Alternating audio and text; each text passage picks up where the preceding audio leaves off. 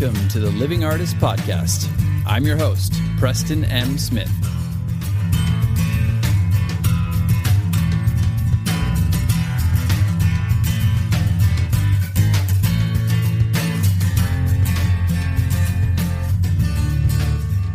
Hey, everybody.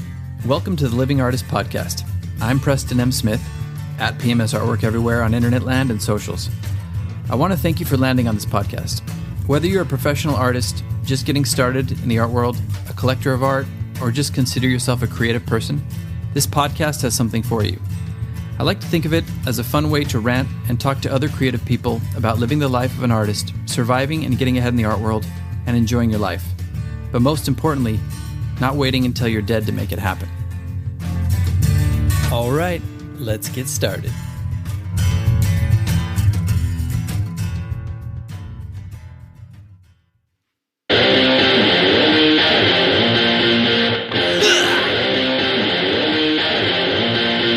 Good God!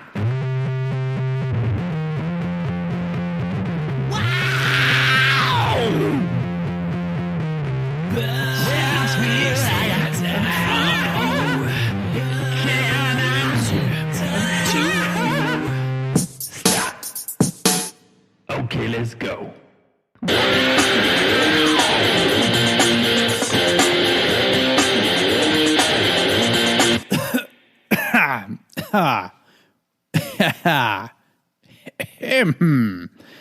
Welcome back to the podcast.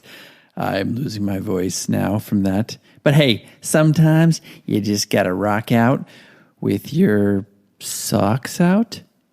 That's the way it goes, right? Anyway, that's the way it is now. I was feeling a little low energy today, and I thought I would just do something to short circuit my brain and get myself up. And you know what? It worked. So here I am, and we're back. And we are back and live and ready to jive. And I don't know why I'm still rhyming, but had a little White Stripes feel to it. Little Jack White homage there. But don't be hating. I'm not comparing myself to Jack White. Come on. It was just fun. So here we are. Just wanted to get a couple things out of the way at the beginning of the podcast. I was fortunate to be a guest recently on the Artist Business Plan podcast, which is sponsored by Superfine Art Fair. And it was nice to be on there. Thank you, Alex and James and Superfine Art Fair, for having me on. We talked about a lot of different artistic business practices, best practices, and I had a lot of fun. And I will put that link in the show notes for anybody who wants to hear that episode. I really am proud of how that one came out and had a lot of fun on that podcast. So check it out. There's some little tidbits on there, some overlapping stuff from things that I said on the podcast, but a couple little gems on there that I haven't shared, and I think that would be fun for everybody to listen to. So go on over to the Artist Business Plan podcast and check that out, or just look in the show notes.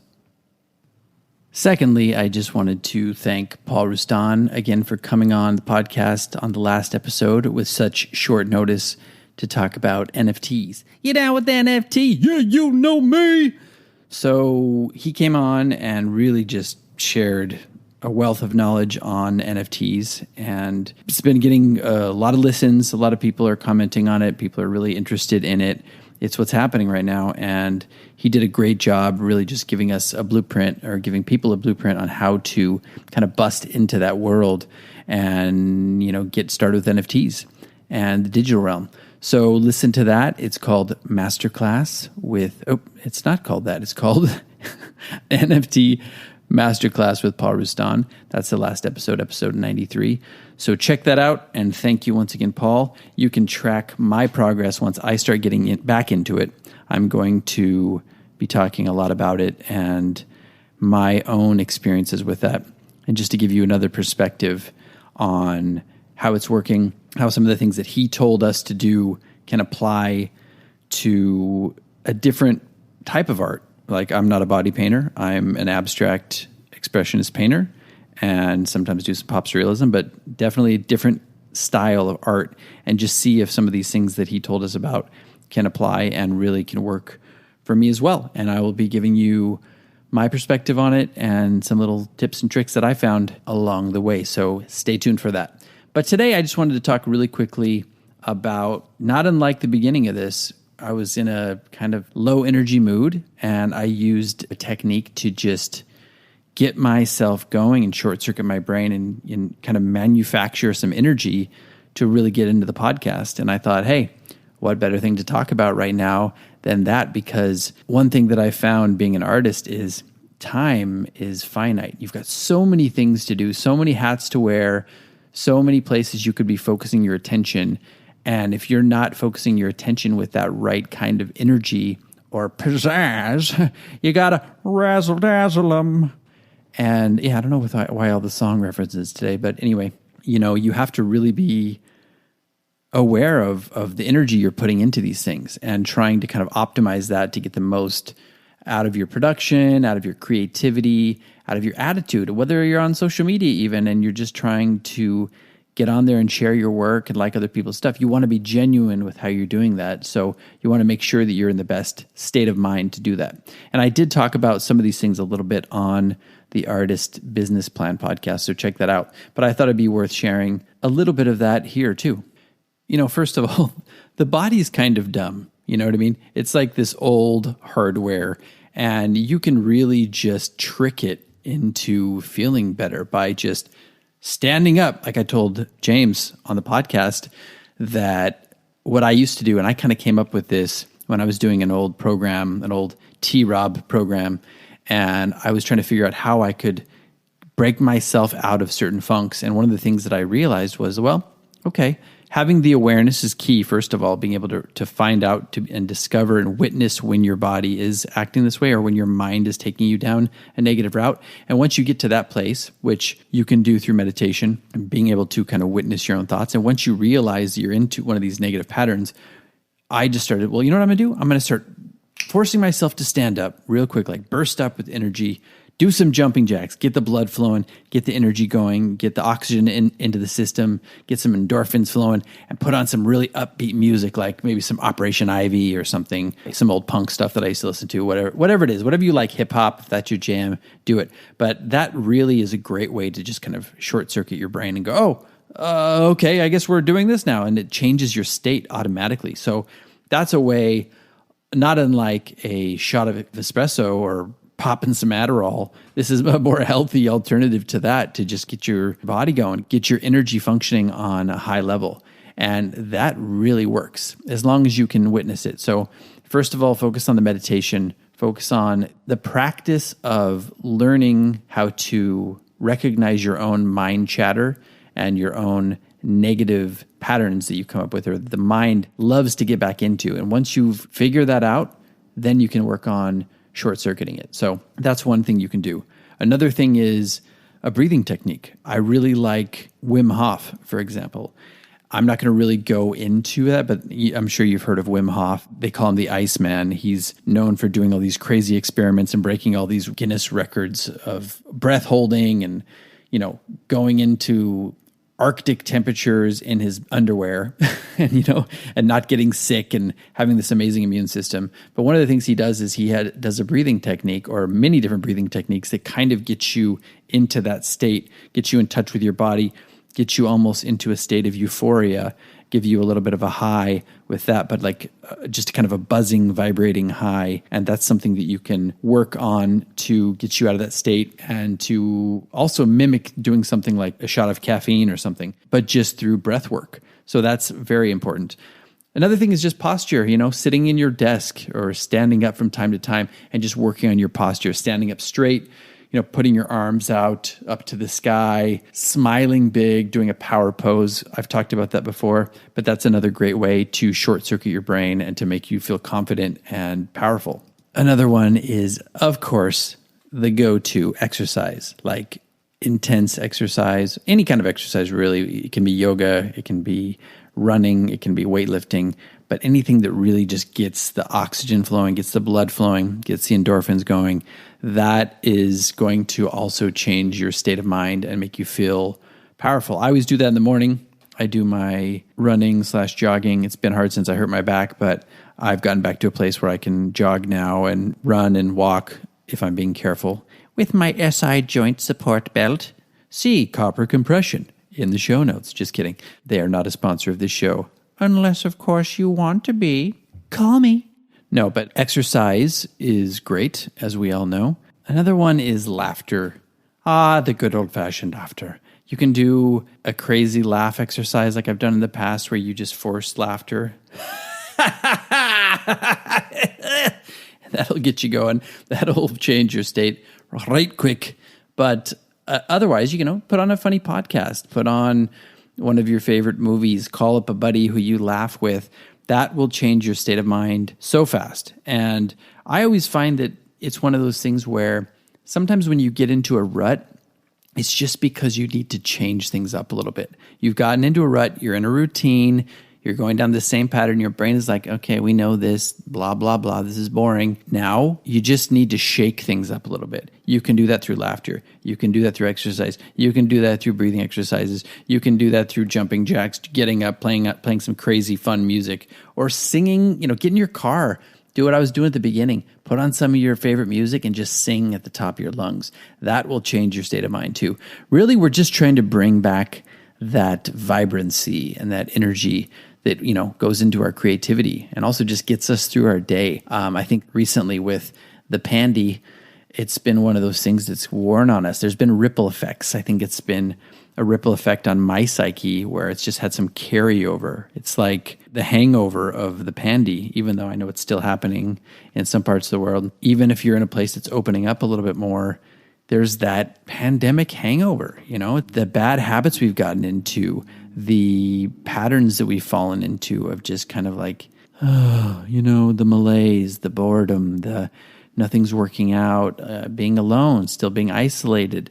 So these things are very important, not just for creatives, but for people in general. Finding ways to short circuit your brain to change that state and get you into a better mood and also help with your productivity. Another one that always works for me that I'm always preaching and talking about on the podcast is visualization. I have the guided meditations with visualization exercises that you could listen to. Go back and listen to those if you want, or just find your own way to visualize. Athletes do it, top professionals do it, artists do it, birds do it, bees do it, even educated fleas do it. Man, this is just a musical podcast. That's all right. And that brings me to the last one I've been thinking about recently.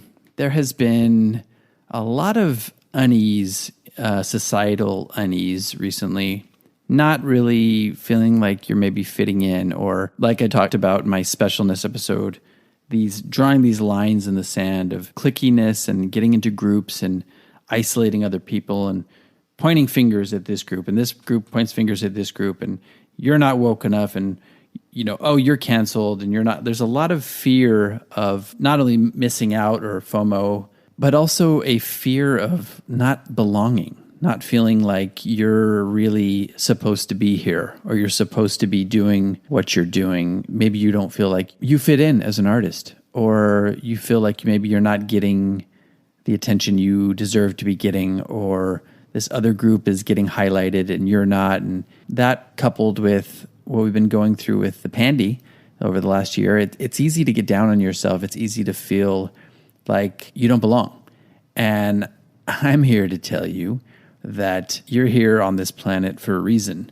You're here on this planet with your creativity for a reason.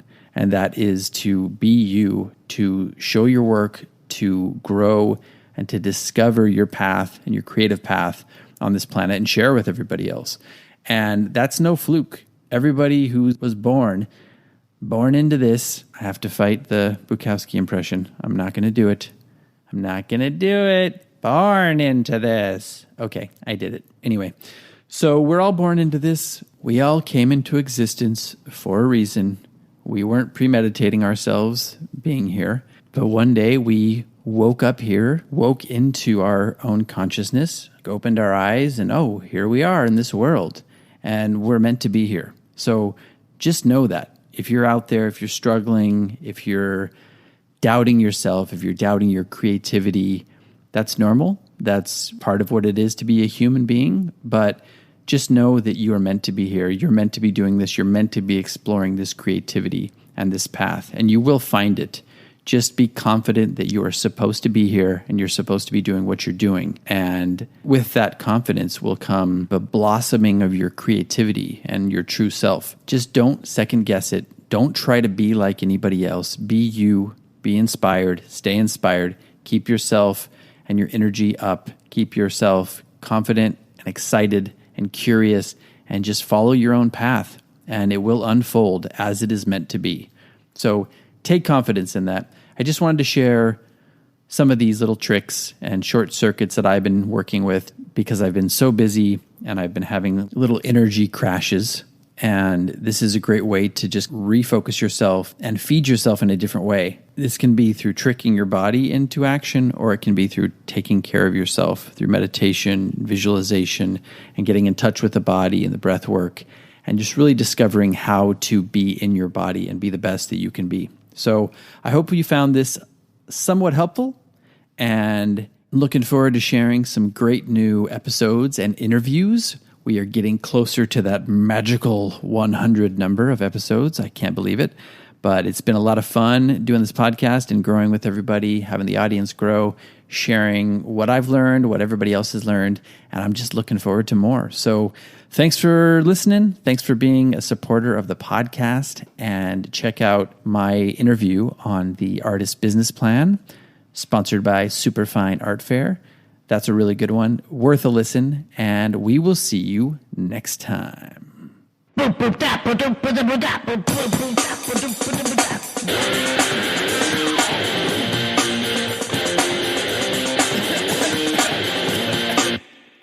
Damn it. Again.